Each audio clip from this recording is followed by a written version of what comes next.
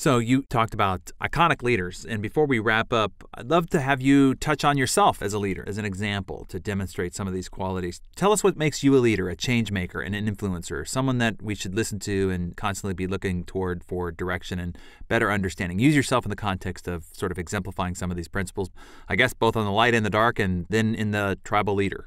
Well, anytime someone says, look at me, I'm a great leader, you should follow me, the first thing you want to do is make sure that your wallet is safely in your possession because the person is going to try to probably pick your pocket.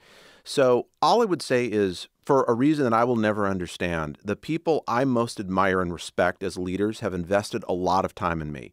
And I'm talking about Warren Bennis and Stephen Sample, who was the president of USC for 18 years and is by far the best academic leader I've ever met.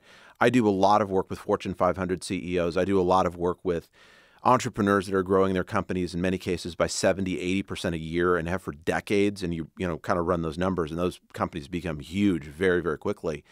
And people have given me a lot of their time. They've given me a lot of their perspectives. They've invested in me. And I honestly don't know the reason.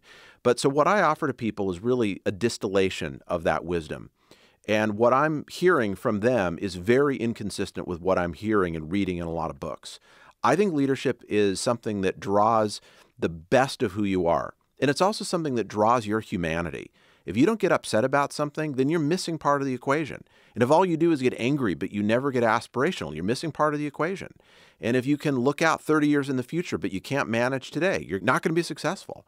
And if you can manage your desk and everything's neatly organized, like David Allen likes to admonish people, he's a good friend of mine, but you can't see out 30 years and you're missing part of it.